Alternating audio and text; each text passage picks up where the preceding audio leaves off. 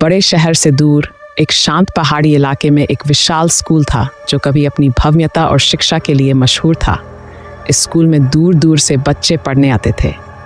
ऊंचे ऊंचे स्तंभ, विशाल कक्षाएं और हरे भरे मैदान के बीच यह स्कूल बच्चों की हंसी और मासूमियत से गूंजता रहता था। पर आज वही स्कूल खंडहर में तब्दील हो चुका था, जहां जंगली पौधों ने हर जगह घेर लिया था।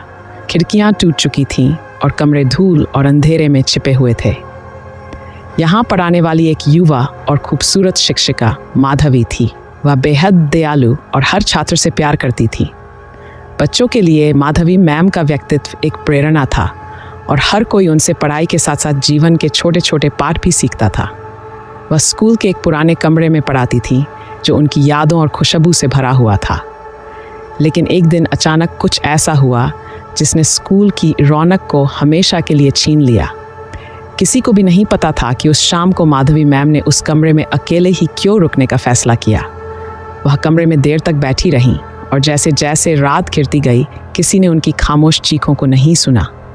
सुबह जब लोग स्कूल आए तो उन्होंने माधवी को उसी कमरे में मृत पाया। उनकी आत्महत्या का कारण कोई नहीं समझ सका। लेकिन उस घटना के बाद से सब कुछ बदल गया। कुछ दिनों के बाद स्कूल के बच्चे और टीचर अजीब अजीब सी घटनाएं महसूस करने लगे। कभी किसी को कमरे में हल्की सी सिसकी सुनाई देती तो कभी किसी को हंसी की गूंज सुनाई देती। कई बार लोग महसूस करते जैसे कोई उनका पीछा कर रहा है, और अगर कोई उस कमरे में कदम रखता तो अचानक ठंडी हवा का झोंका आता और ऐसा महसूस होता जैसे कोई अदृश्य ताकत उन्हें कमरे से बाहर धकेलने की कोशिश कर रही हो। धीरे धीरे डर फैलने लगा और माता पिता ने अपने बच्चों को स्कूल भेजना बंद कर दिया। शिक्षकों ने भी इस डर से नौकरी छोड़ दी और आखिरकार एक दिन स्कूल को हमेशा के लिए बंद कर दिया गया। धीरे धीरे ये भव्य इमारत खंडहर में तब्दील हो गई और अब वहाँ जंगली घास और झाड़ियों ने उसे घेर लिया। कहते हैं कि आज भी अगर कोई उस खंडहर में जाता है तो कभी किसी को हंसी सुनाई देती है तो कभी सिसकियाँ। कई लोगों ने उस कमरे में एक धुंधली आकृति को देखा है जो कभी खिड़की से बाहर झांकती है तो कभी दीवारों के पास धीरे धीरे चलती है।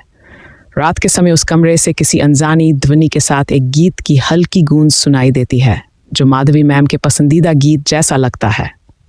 कई साल बीत चुके हैं, परंतु माधवी की आत्मा उस स्कूल में आज भी भटकती है, जैसे वह उस समय में कैद हो गई हो, जब सब कुछ ठीक था, जब बच्चे हंसते थे और वह अपने छात्रों को पढ़ाती थीं।